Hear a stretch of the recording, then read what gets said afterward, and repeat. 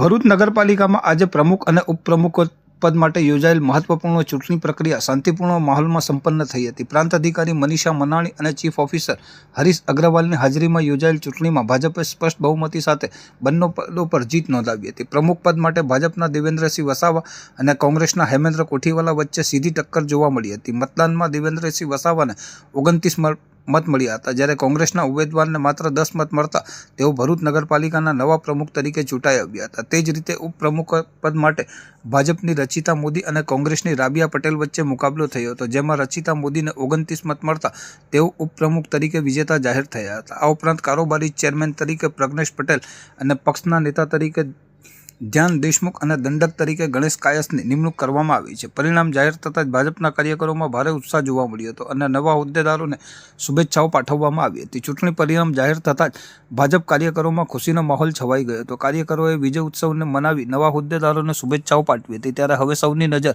નવા હોદ્દેદારો ભરૂચના વિકાસ માટે કેવી રીતે કામગીરી કરે છે તેના પર મંડાઈ છે.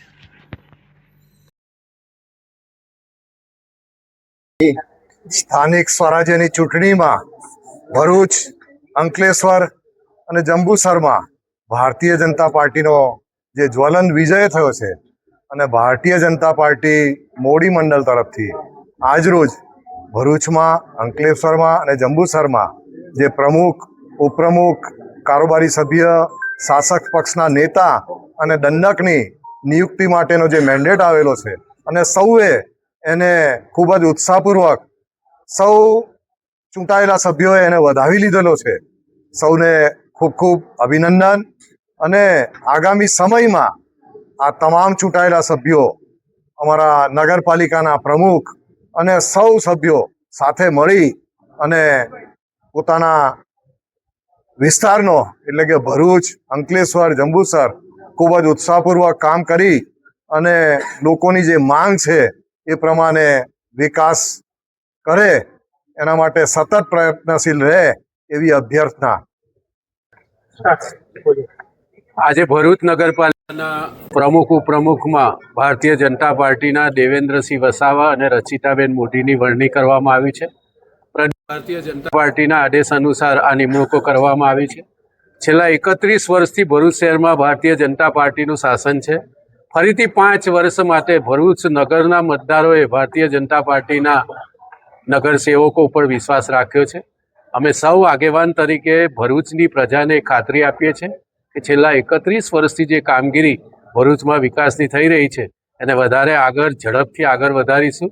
અમને વિશ્વાસ છે અમારા જે 29 સભ્યો અને ભરૂચ નગરપાલિકાના ભરૂચ શહેરના કુલ 44 સભ્યો આ બધા ભેગા મળીને ભરૂચ શહેરની સમસ્યાઓના ઉકેલ માટે છેલ્લા 31 વર્ષથી જે પ્રયાસો કરીએ છીએ એને વધારે ઝડપથી સક્રિયતાથી આગળ વધારીશું અને ફરીથી ભરૂચની જનતાનો વિશ્વાસ સંપાદન કરતા રહીશું.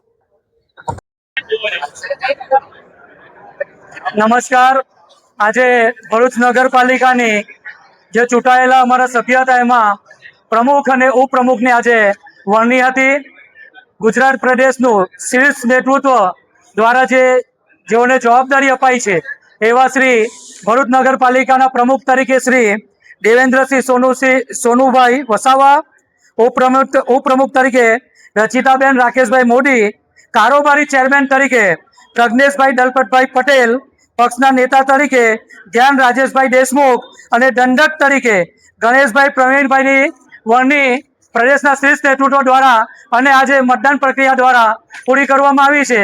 અને આ એવું નેતૃત્વ છે ભરૂચ નગરપાલિકામાં કે તમામ 5 હોદ્દાઓ પર યુવાઓને પાર્ટીએ કરસ દોર્યો છે અને યુવાઓને પ્રમુખ, કારોબારી, શાસક પક્ષ અને અમારા ઉપપ્રમુખ મોદી સમાજમાંથી જે બહેન આવે છે બધા જ યુવાઓને આ વખતે પદ આપ્યું છે. અને ભારતીય જનતા પાર્ટીનો વિશ્વાસ છે કે નગરપાલિકામાં સુશાસન સારામાં સારું આ યુવાઓની ટીમ કરશે એવી અભિરચના સાથે વિરમું છું. ભારત માતા કી જય. વંદે માતરમ.